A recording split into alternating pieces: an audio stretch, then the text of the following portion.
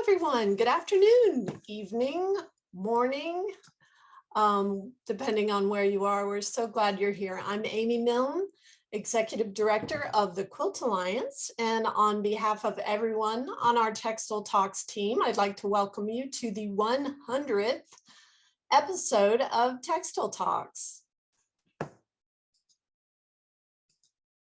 Textile Talks is a weekly series presented in partnership by 6 founding organizations: International Quilt Museum, Modern Quilt Guild, Quilt Alliance, San Jose Museum of Quilts and Textiles, Studio Art Quilt Associates, and Surface Design Association.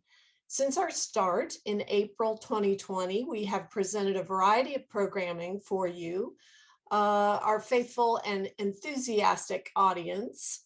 And in 2021, live attendance for all our talks combined totaled 26,000. And so far in 2022, that number is already at 11,000.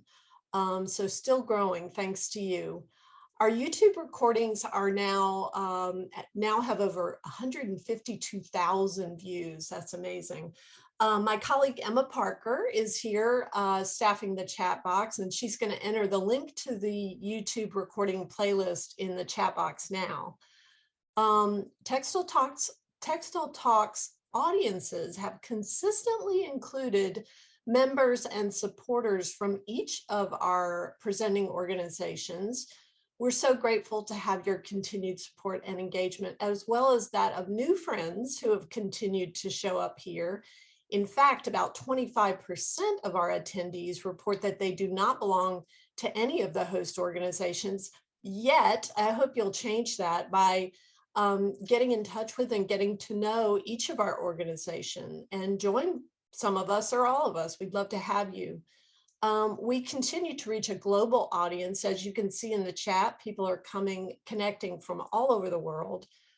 That, you know, in the past, we've had folks from United Arab Emirates to Croatia, from New Zealand to the UK, Mexico to Sweden, South Africa to Austria, Iceland to Jamaica, Chile to Japan, the USA and Canada, and many other places around the world. I don't have time to list them all, but you know, because you've been here.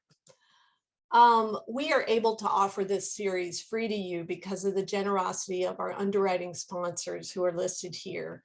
We hope you will visit them, patronize them, and remember them. We are so thrilled to be in our 3rd year of Textile Talks, thanks to these partners and to you.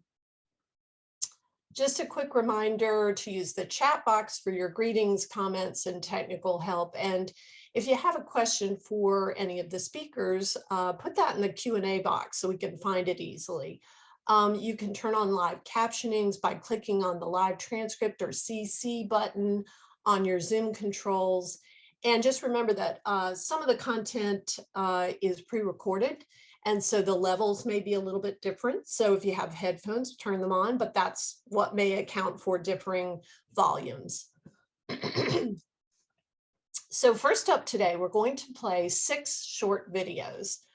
All of these have been recorded by our sponsors or their affiliates, and we wanted to put a face to a logo, if you will, so that we asked our sponsors to share their own quilt stories. The first 2 videos were recorded in 2017 and 2021, respectively, and the last 4 were recorded recently just for this event. The videos demonstrate a popular Quilt Alliance documentation project called Go Tell It. Anyone can record and submit a Go Tell It video. It's one person talking about one quilt for 3 minutes or less. It's a great way to preserve and share the story of a quilt you made or own. And we'll present these one after another, and then we'll go right into our panel discussion with Textile Talks directors. And then last but not least, we'll give away some fabulous prizes. So remember, you must be in attendance during the drawing to be eligible to win. So stay tuned, stay on. Okay, let's get things started.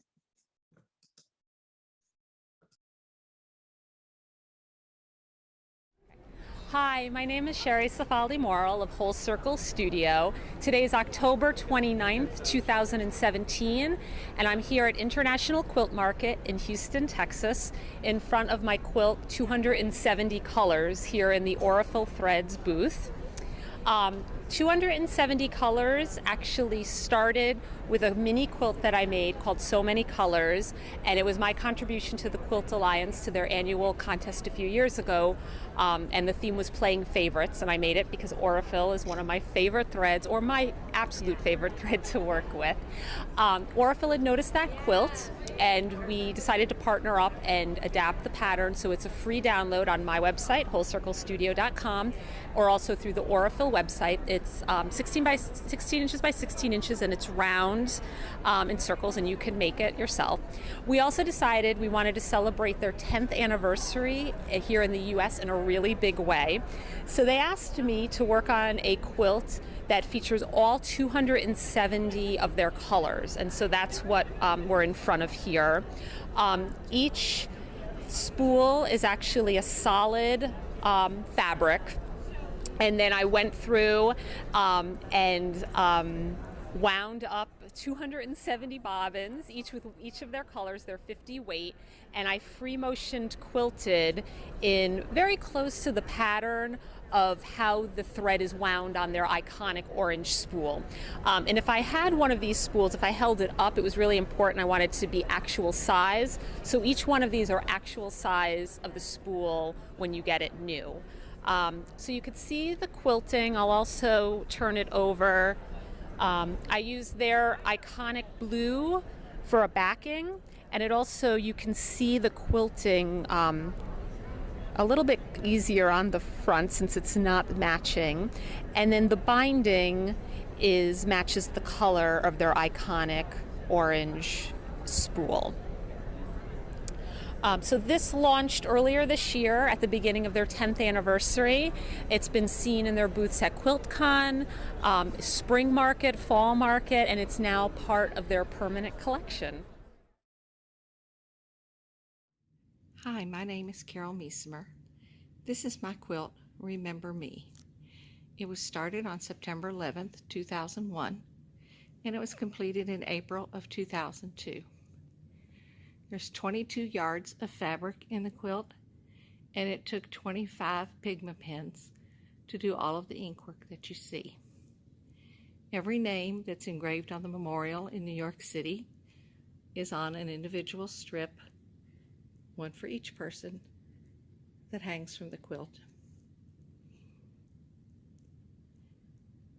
The trees you see were what the trees in Shanksville, Pennsylvania looked like after the crash. The Manhattan skyline is the way it looked looking in from New Jersey. The towers are quilted to scale as small ghost images in the outline. The American flag is quilted across through the background. To quilt the flag on, I cut freezer paper strips into the design and ironed them to the fabric, then quilted along the edges of the strips.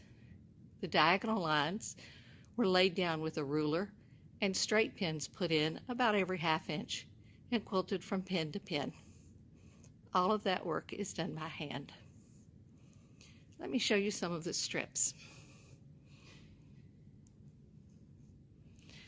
Each strip is designated with where the person was, if they were on one of the flights, or if they were the Army or Navy from the Pentagon, or if they were in the World Trade Center. Included on the piece are the 6 victims of the 1993 bombing at the World Trade Center. To locate a name on the quilt, go to the back, and there are buttons with the rose numbers, and every 11th strip is identified. Each strip is sewn on individually with 11 stitches. To find a name on the quilt, you go to the book that I have, and it shows what row number and what strip number that person is on. So to find Tanyelle McDay, her strip would be 42-5. So I go back to the quilt, and look for row 42. There's 35. There's row 40, 41, 42, and strip 5. So 1, 2, 3, 4, 5. Put my finger on that strip, find it to the front,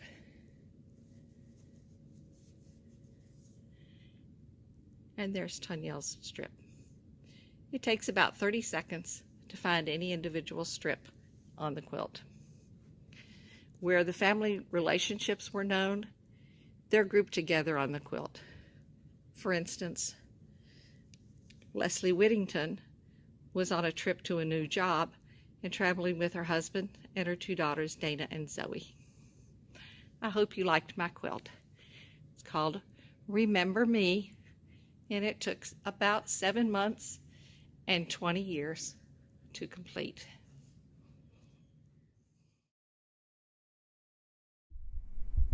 Hi, I'm Judy Gula with Artistic Artifacts, and Artistic Artifacts is a sponsor of the Textile Talks, and today we're celebrating our 100th Textile Talk scheduled. So we have the opportunity to bring you some information about one of the quilts that I have made. Now, before the pandemic, I was in India. So I had just done a trip and gone over there, and after less than a week, everything started closing down. So we continued to travel because we really didn't have a choice, and we came back around the 20th of March, 21st of March. So when I was over there, of course, you go to India because of the textiles, at least that's why I was there. And so I created this quilt from some pre-cuts that we were able to buy over there. So this is my first quilt with my Indian textiles that I received, purchased during my trip. I have some blocks that were created from 5x5 squares. There's some, a little bit of e-cut fabric that was done, some cutting room floor scraps, and then an old textile that actually I had at home, and some pins and some trims, and a piece of paisley here. So this is commemorating my first trip to India, because hopefully it will be the first of many. So this is my quilt that I would like to show you today, and have just told you my little story about what the inspiration was and what the memory is that holds it special. So thank you very much. Hi, this is Luana Rubin, and I'd like to tell you the story about my quilt, Polar Bear Eclipsed, which is still traveling with the Endangered Species exhibit, which was organized by Donna DeSoto. The exhibit was also sponsored by my company eQuilter.com when it premiered in Houston at the Quilt Festival a few years ago.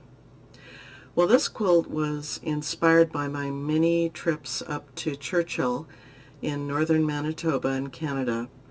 And it's obvious that climate change is affecting the population of the polar bears. I'll give you an example.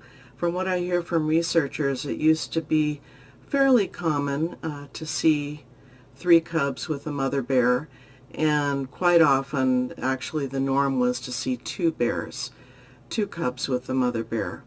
These days, you hardly ever see 2 cubs with a mother bear, and you're lucky if you see 1. There seem to be less cubs as well. And climate change is affecting them because the ice melts sooner and the ice forms later in the year, and the bears can only feed when they're out on the ice. So they've lost a month or 2 of feeding time. And you may not know this, but polar bears are fasting when there's no ice for them to go out and feed on, because they feed on the seals out on the ice. But also, one of the things that's affecting their population is the toxins that are causing genetic damage. And this is part of the reason why the cubs are not surviving. So I made this piece really to make a statement. I consider myself an artist activist these days. And you'll notice in the bottom of the piece that there are skulls in the grass. And as you get closer, you see that there are words stitched into the grass among the skulls, and these are the toxic chemicals that they have found in the tissues of dead bears. And so these toxic chemicals are migrating through the water and the air and through the environment. And of course, it's not just affecting the polar bears, it affects all of the wildlife and all of the ecosystem in the Arctic. So if it's affecting them all the way up there, it's affecting us too. And the polar bears are not just the canary in the coal mine, but they are the apex predator in that environment, and they represent what is happening all over in the Arctic area. So in a few pockets, polar bears are still thriving, but in general their numbers are going down. So I'm really hoping that this quilt will help to raise awareness, but also maybe to stir deep within your heart when you see this piece that the polar bears are worth fighting for, that the habitat that they live in is worth fighting for, and that we should all speak out and take action and do whatever we can to stop the decline of this species, because of course it's not just the polar bears who are suffering from climate change. Thanks for listening to my story, and enjoy my quilt. Hello, I'm Mark Dunn, president of Moda Fabrics in Dallas, Texas. We're a textile company that's been in business since 1975, serving independent quilt stores across America and the world. We have over 3,000 independent quilt stores that we supply fabrics to in the USA, and hundreds of stores in foreign countries that also represent our fabrics. We have over 40 designers making approximately 1,000 new designs every year for quilters. Our fabrics can be used also for apparel and for home decorating.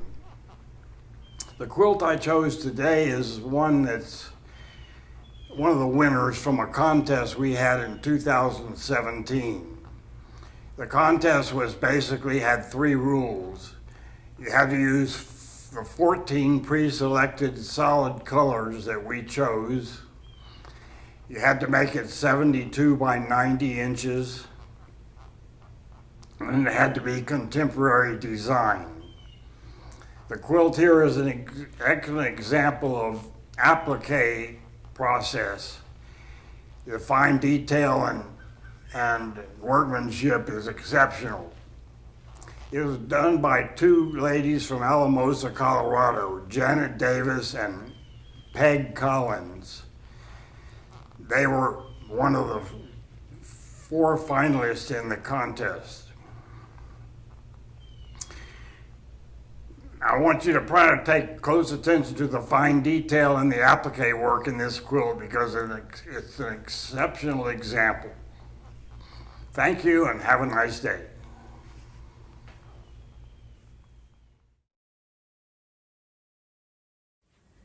Hello, my name is Lieselotte, also known as Lilo Bowman. My quilt behind me is called Looking at the Stars and Thinking of You.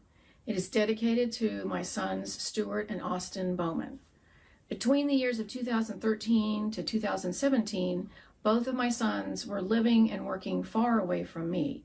My son, Stuart, served 2 tours in Afghanistan in the Army, and my son, Austin, was working with the Peace Corps in Kosovo.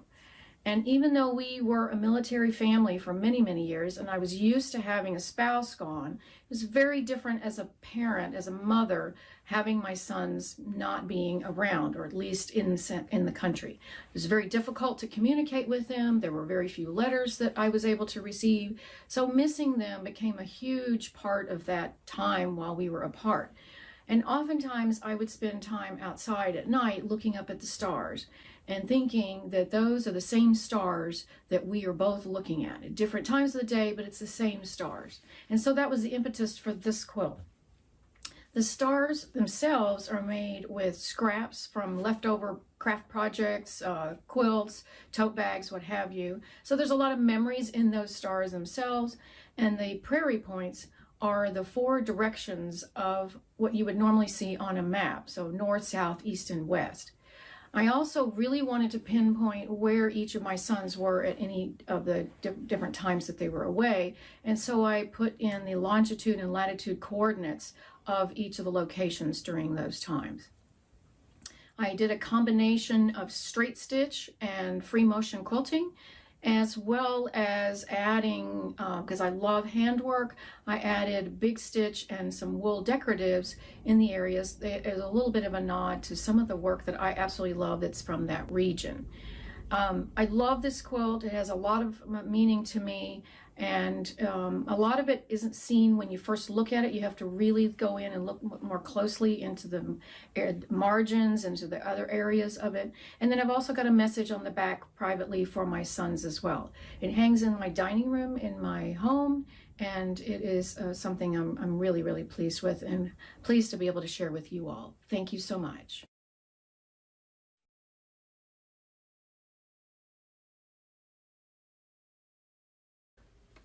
A message from the Tourville family, silver sponsors of Textile Talks. Our family believes in supporting the arts, education, and communities, both near and far. As part of this belief, we are honored to assist with resources in allowing others the platform to share their lives, their journeys, and their art. We are very pleased to support Textile Talks for all that they have shared and continue to share in the future. Fantastic. I'd like to ask all my fellow directors, including our moderator, Karen Cooper, to turn their cameras and mics on now so we can have a chat. I'm going to turn this screen off. Hi. Hi, everybody. Hello. Yeah, that was a great collection of quilts and presenters. Really fun. So pretty. All right. I'm just going to dive right in because I know that we have lots of things we want to share. And so what I'm going to do first is just kind of go around the virtual room here and ask each of our panelists to introduce themselves. First, I'm Karen Cooper, and I'm the Executive Director of the Modern Quilt Guild. And I'm thrilled to have been a founding partner with Textile Talks. And then we've stepped back, and these other organizations have really carried the day and made it into what it is. So I'm going to start with you, Amy. Amy Milne with the Quilt Alliance. Really glad to be a part of this group. Martha. Martha Seelman. I'm the Executive Director of Studio Art Quilt Associates, otherwise known as SAQA or SAQA. Leslie. Hello, I'm Leslie Levy, and I am the Director of the International Quilt Museum at the University of Nebraska in Lincoln. Karina. Hi, everyone. Karina Bennett. I'm the Executive Director of Surface Design Association, or SDA. And Camille. Hello, everyone. My name is Camille Lambrewer, and I'm the newly appointed Director of the San Jose Museum of Quilts and Textiles. And I would just like to acknowledge my predecessor, Nancy Bavor, as one of the founders of this program. Thank you very much for noting Nancy. And Paula? Hi, I'm Paula Keenert. I've been working with SJMQT for this quarter, and so I'm just here on a very temporary basis right now while Camille Ann gets settled in. All right, well, thank you. And I'm going to dive right into some questions so we can just share a little bit about, with all of you here in the audience today, about how this event came about and what it's meant to our organizations. And first, I'm going to start with, tell us, I'm just going to go around the room again and tell us about one textile episode that your organization presented that stands out for you in some way and what made it special. Amy, do you want to start again? Sure. It's hard to pick, but I think I was thinking about that this morning, that we had Dr. Carolyn Maslumi and Carl Reichert of the Textile Center in Minneapolis on to talk about We Are the Story, which was an exhibition that Dr. Maslumi put together so quickly. It's unbelievable. And then to be able to talk about it, and it was a kind of a short span between when the exhibit happened and when they spoke about it. And it was quite emotional. And I think that it was a moment for a lot of us to sort of tap into what that experience was like. And so I think that was one of the more powerful ones for me. Thank you. Leslie, how about you and the IQM? Sure. I think Right. So the first episode that we did, right, our very first Textile Talk, of course, is incredibly memorable because when you have that first one, you're not sure when you launch something like this where it's going to go. So that one is incredibly memorable for that reason, that it was the start of a journey that we're still on, which is phenomenal. For a little longer impact, I would say the presentation and the Textile Talk that we did with regards to abstract design, our abstract quilts in American design, with Jonathan Holstein, was really phenomenal on a couple levels. One being, it was wonderful for the museum to reinstall the original Whitney exhibition and celebrate the 50th anniversary of that. For those quilters and artists and the public that got to see that, it was really wonderful to be able to relive that and to hear Jonathan Holstein talk about that process, what that meant, how they selected the quilts, what it meant to put quilts on the walls of a modern art museum in New York City was phenomenal.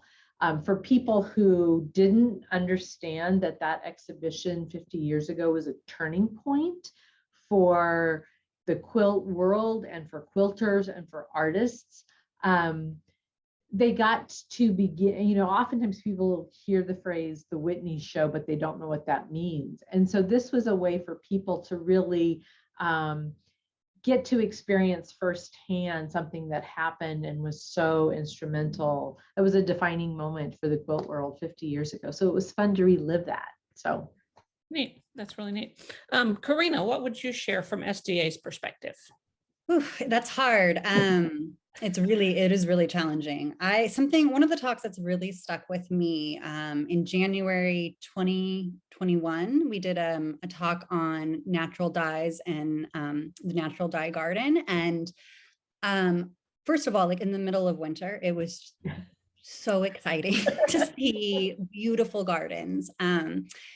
And I just even this year, I was like, I think I might want to rewatch that on this rainy, cold day. But I also loved the presenters we had because it really carried the thread of natural dye and the dye garden through in so many different ways. So we started with Catherine Ellis, who is, such a leader in natural dyeing and takes this really scientific and long-term and, incredible observational approach to things. And from her work, moving into Kim Eichler-Messmer, who really saw the issue with using chemical dyes in her studio and made the choice to just not do that.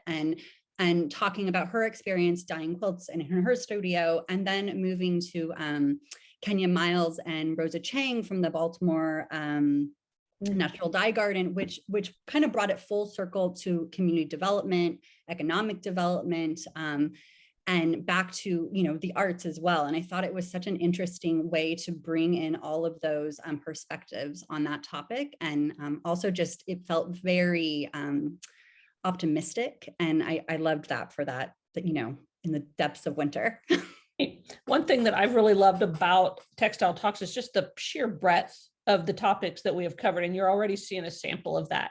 And Martha, I'm going to ask you about which one comes to mind for you, but also without taking down anybody else's contributions, I want to give a nod to Martha for really pushing us to start Textile Talks. It was her staff that really got us going at the beginning of the pandemic. So thank you, Martha, for that. But well, the original idea actually came from the International Quilt Museum's then communications director. She said, why don't you guys do some lectures? And it was one of those, why aren't we doing that anyway? And I'd already been thinking about how were we going to cope with everything being shut down, and the fact that what SAQA mostly does is arrange for traveling exhibitions and nobody could see them. And so that very first one was 4 artists from our exhibition 3D Expression. So they were the original guinea pigs for us trying this format out. And I want to mostly just do a shout out to all of the artists that we featured over these 100 episodes for taking that plunge into public speaking, because so many of them are not normally used to being in the spotlight. They're very nervous when we go through the practice. And then they always say to me, that was actually fun. So for me, that was very important. And I think personally, one of my favorites was one we did just recently, where we had Judith Content talk about her installation art along the coast of Northern California. And I just love watching the waves roll in and just the peacefulness that seeing her art brings to the viewer, even if we have to see it through the Zoom lens rather than seeing it in person. Mm-hmm. Thank you. And Paula and Camille, I don't want to put you on the spot, but if I would love to hear your perspective just on Textile Talks, or if you've got one that does stand out for you. Yes, thank you, Karen. First off, I would like to thank the sponsors. Thank you so much for providing this forum for people to share their work and for people from around the world to learn about what folks are doing in their studios. I didn't know about Textile Talks until I became an early candidate for this position. So I've attended two, and I agree with Martha. Judith's Content's presentation was very moving. I'm originally from this area, so it was nice to see California through her lens and through her work. What I was impressed with the production quality. It's just so polished, it's lovely. And to see and participate in a forum with people from all over the world, I thought, this is fabulous. Why didn't I know about this sooner? That's my impression. So far, I'm looking forward to participating, moving forward, and we'll celebrate the 200th episode. Right. That's right. I'm happy to be here. Thank you. Thank you very much. Mm-hmm.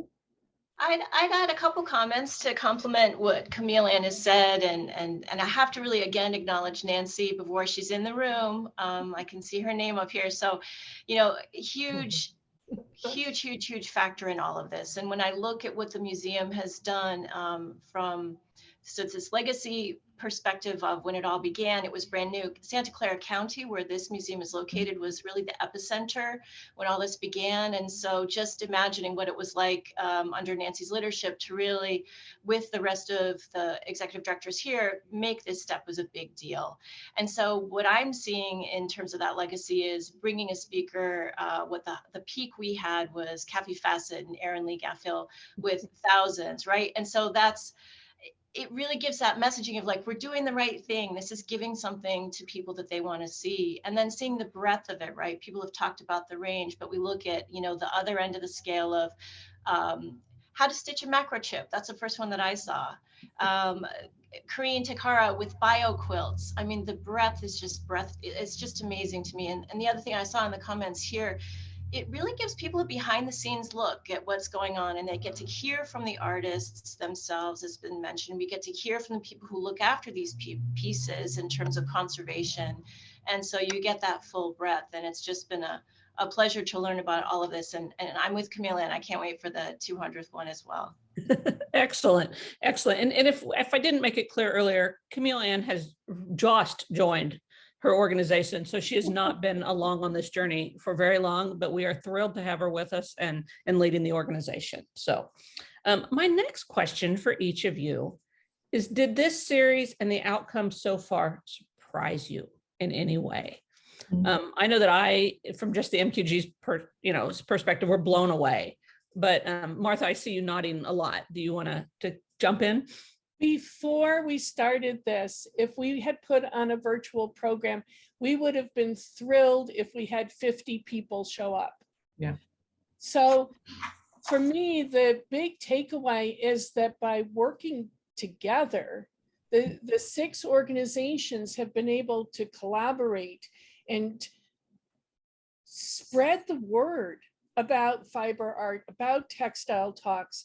And so we now consistently have at around 500 people showing up live, plus more than 1,000 watching the recordings. And then of course we have the outliers like the K Facet or the Baltimore Album Quilts, where we're having more than 1,000 people show up live, and then more and more thousands watch on the recordings on YouTube. And it's just the power of our organizations working together has just been amazing. And the passion of the community coming back to us has just been so heartwarming. It's made it all worthwhile. You know, all of the work is to hear your comments and hear how much you appreciate the content that we're sharing with you has just been unimaginable before the pandemic. Really, it's been amazing. That's really great. Leslie, how about you guys? You know, I would echo much of what Martha said. I think, I don't think that we can underscore enough the ripple effects, right, that the Textile Talks have had. You know, people, we see it in the chats, and people talk amongst themselves about how important the Textile Talks were during the pandemic, right? It was that outreach, it was the ability to have, you know, hive mind, be able to connect with people, with your people, and find new people that you didn't even know you were missing in your life, right? Like, I mean, it was awesome. At the same time, I think that's true. I speaking for the Quilt Museum, I would say that that was true for the organizations as well, right? Like being able to work together, the 6 organizations, and have each other's backs and be able to talk to each other and do this joint programming. And for our organizations gave us that purpose. It gave us that outreach. It gave us contact with our tribes and with the people whom we couldn't talk to in person. So we got to have that interaction virtually. And for us, it was a lifesaver as well. I mean, that's a mutual give and take that we couldn't have imagined was possible, much less imagined we were missing. Exactly. Yeah. Thank you. Amy, do you have anything that you would like to add to that? I know that it's kind of neat the way we each have a different perspective. Yeah, I was just always, I think what I was surprised about was the ability, I think Martha touched on this, the ability to just jump in for a lot of people. I think, you know, we had Bets Ramsey interviewed for Textile Talks. Bets is 98. She's unflappable. She just jumped in, did it, barely had help. And I think a lot of people conquered a lot of tech fears getting into this. Yeah. And I think that just attending for some people, I would love to hear in the chat how many people, this was the first time they started attending Zooms maybe regularly. But that really impressed me. And also just, I loved seeing all the subcultures of the quilt world become visible. Not all of them, but many of them. And seeing that through the attendance, as Martha said, Baltimore Album Quilt topic blew my mind how many people were interested, and you know, the fandom of that presentation. But yeah, it's just been surprising, and it hasn't been. We needed it. Right. We all needed it. I agree. I think what was interesting to me is how it's been exposing people to different genres of quilting than they ever thought, either had preconceived notions about, or about art, and they get to see it from a completely different way. And just kind of, I guess, from the art and the museum side, Paula and Camille Ann, do you want to add anything, just again, from what you see this event doing for the industry?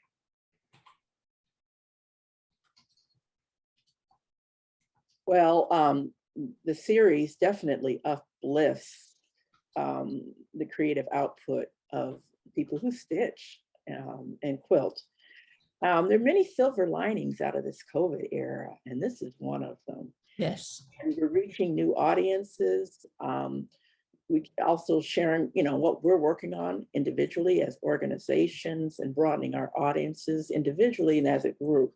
So we need to celebrate that, definitely. I was blown away. The first Textile Talk. Martha was the host. And I sat and thought, why didn't I know about this before? So the audience is continuing, to grow. And I think let's move forward, onward and upward. Thank you. Thank you. Karina, I don't want to leave you out. You're right in the middle of my screen. What has this done for SDA and what kind of surprised you?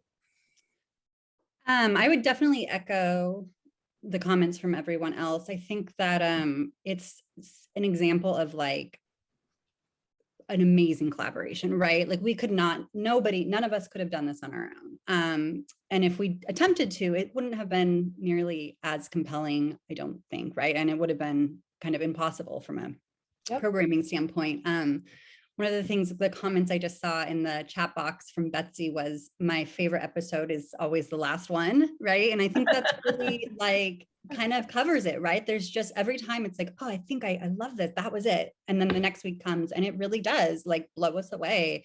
And we are all sort of able to bring our best, programming to this group and also provide this platform, not only for our organizations, but I think for other organizations out there, bringing them in as guests, bringing artists in and being able to provide sort of that format and support that we've talked about that I think is really hard if you haven't done a lot of online presentations, and it feels really good to be able to make sure folks are secure going into a presentation and have an audience that's super excited and, ready to learn. And I think that's a pretty special thing.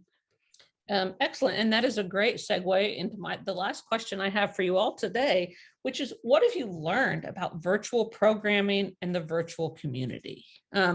Karina, do you want to go ahead and take this one since you kind of brought the topic up a little? Yeah, I mean, I can, the accessibility of online programming is just phenomenal. There's just no way around it. It is such an equalizer for folks. And I think that is so important. And that is such a struggle for organizations, to connect with a really broad audience. And we're able to do so much, we're able to do that for folks. I have a young child, right? I can't often like stop in the middle of the day and watch something, but I always have the recordings to go back to. I think for a lot of people who were at home and kind of in one place, it was so reassuring to have that weekly talk sort of, to be able to anticipate that. So, yeah, the accessibility aspects, I think, are just phenomenal and really exciting.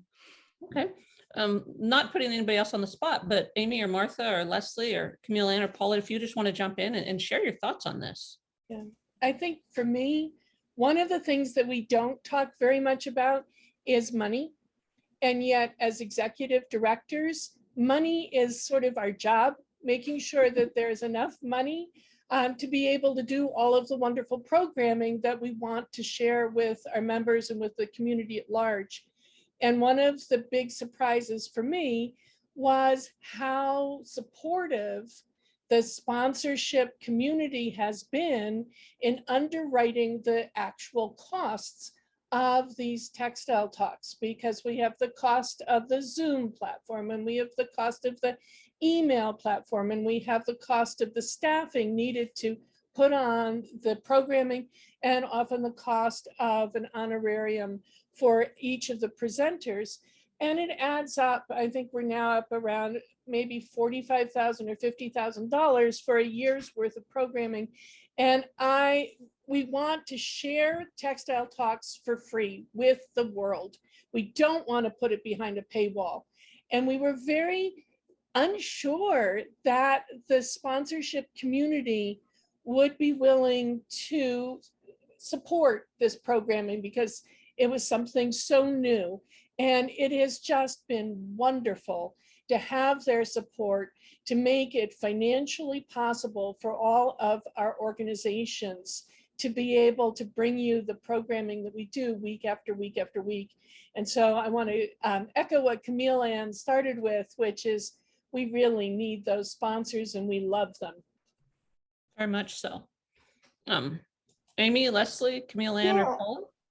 Yeah, I was going to say that for us, it really pushed us to figure out how our projects operate virtually. We had done, I mean, the Quilt Alliance was born digital. You know, we all of our programming is online. We started with a website, not a building, you know, and so in a sense, we kind of had a leg up, but then we didn't, because we had to figure out how it all works on this platform. Right. And we were just talking before we went live about how Zoom changes pretty much every day, every week. There's a new surprise of how it's going to go. Those of you who were on last week, some of you saw the programming as a little blurry because they'd added a new setting that we didn't know about. And you know, that in terms of tech skill learning and staying on top of things has been challenging, but fruitful.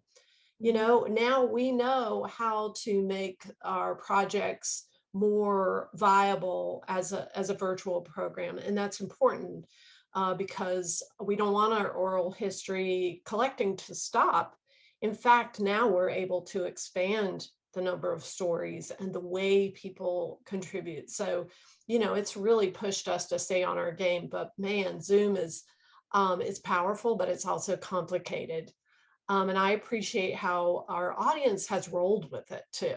You know, how many times have we, like, I don't know, shared the wrong screen, or does something has gone wrong and everyone's just sort of comforting each other in the chat box and reassuring each other what way it should go. That's how we do. You know, we're a community that rolls with things. So that's been neat to see. I agree with all of that. One of the things that, you know, thank goodness the world was showing one another grace during the pandemic, as you know, because virtual programming has kind of been the great equalizer of organizations, as you said, Karina. I mean, it has helped us to reach new audiences, at the same time showing that it's very much a human process, right, of creating the programming and putting it out there. I saw one of the questions in the Q&A was about what Textile Talks have done for us. And, you know, without this technology, a lot of us couldn't have met our missions during the pandemic. You know, for us specifically, part of our mission, right, is to build that global audience. And when nobody can travel and people can't do things, this has been a way for us to continue to build those partnerships and those relationships, both from an organizational standpoint, but also to be able to continue to provide exhibitions and programming and lecture and academics back information that that we have, that we love to share with the world. We could still continue to do virtually, and sometimes share it better than we could in person. And you don't think that that's possible, but it was and is. And so, Camille Ann, I love your enthusiasm of looking for that 200th episode. And I think one of the challenges that, you know, my colleagues here would all agree is, how do we keep the programming fresh and innovative and keep our audiences engaged so we do continue to have that average of 500 viewers a week, and to keep people engaged and wanting to go back? You know, I think, Amy, you mentioned 152,000 views of the Textile Talks online is incredible. And so the audience has set the bar for us to give us, you know, stretch goals, and that's exciting, and that's all technology, right? I mean, the technology has made that possible. Thank you very much. Camille Ann, I saw your microphone come off, so I wanted to make sure we got you in here. Yes, as a viewer, I believe the talks, for me, provided a sense of community through isolation. And even out of a COVID era, you have people working in their studios in isolation. And it's a real challenge to work as an artist because you're dealing with yourself and you're pushing through ideas and, am I on the right track? And to tune in once a week and know that you're part of a larger community, I think provides so much support for artists in this media and genre. So it is a silver lining, and it's great that everyone can come together. And for those of us with edifice structures, hoping that it can drive some attendance to the building as well, so people can look at objects in person. So I think it serves a broader purpose. And yeah, we've got to do programming and get our mission out. Yeah, and that is important, but it also provides a link around the globe and creates community that Yes. wouldn't have been created otherwise. Excellent. I agree. And community is part of our mission. So it's been exciting for us as well. So thank you, everybody. I know that we could talk about the excitement of Textile Talks, but I know we've also got some door prizes coming up. So I want to step back and let those door prizes come on. Thanks, everybody. I'm going to turn it over to Emma Parker, my colleague, who's going to she's got the best job of all. It's true. I have the most fun job. I get to give away door prizes. And I want to let you know first that we have selected our prize winners from the list of everyone registered for today's talk, but you do have to be present to win. So if you're here, you're doing the right thing. If you're not here, we're going to redraw a name from the list of today's attendees on the call. So stay tuned and keep an eye on your inbox, and all the winners will be notified by email so we can get your shipping address and tell you more about what you've won. So good luck. Let's see. Here we go. First, we've got a gift basket full of Moda goodies, and the winner is Margaret O'Bannon. We've got 10 spools of Arfil cotton floss from the Rosa Rubino collection. The winner is Deborah Wenzel. And I should say I'm reading these blind, so if I get your name a little wrong, I'm sorry, but we will be in touch regardless. So we've got a $50 e-gift certificate to equilter.com. That goes to Linda Ingram. Congratulations, Linda. We have a $25 e-gift certificate to Barbara Schneider and Barb Stadnicki, two Barbaras, both with a $25 e-gift certificate to Artistic Artifacts. $200 towards an Any Empty Spools workshop for Jean Martin. Congrats. Duo subscription of any 2 Quilt Mania titles of your choice. We've got a few winners here. Josie Dunn, Sandra Duncan, and Kyle Crowner. Congratulations. We have a $100 bundle from thequiltshow.com, including a membership, a $50 gift certificate, and a signed copy of Love Your Creative Space by Lilo Bowman. That goes to Allison Beaver, Laura Green, Kathleen Oliver, and Teresa Stafford. Oh, and Mary Connors. We've got quite a few books from Schiffer Publishing. So first we have Around the World, Exploring Art Quilts with SAQA, and New Directions, Exploring Art Quilts with SAQA. Going to Lee Du Bois, Irene Walbower, and we've got And Still We Rise by Carolyn Maslumi and Visioning Human Rights, also by Dr. Carolyn Maslumi. Going to Kim Bates, Inspired by Our National Parks and Inspired by Endangered Species, which has Luana Ruma's polar bear quilt featured, goes to Janet Hanna. Exploring Your Artistic Voice in Contemporary Quilt Art and Magic and Memories of 45 Years of International Quilt Festival. Ooh, that's a fun one. Carolyn Schwartz. A Clover bundle, including a bias tape maker, Wonder Fuse, Wonder Clips, and an applique mat, goes to Methmini Rathnapala. We've got Abstract Design in American Quilts book and a lapel pen and notepad from the International Quilt Museum. Going to Zara Zanatino and Lisa Kolb and Tova Sondergaard. We have a Quilt Alliance gift pack with a kids quilt kit, a mini quilt kit, a kids quilt kit, a mini quilt kit, a lapel pin, and a notepad going to Kristen Freeman, Kim Frisk, and SJMQT membership with tote bag and a selection of surprise museum catalogs going to Janice Pearson.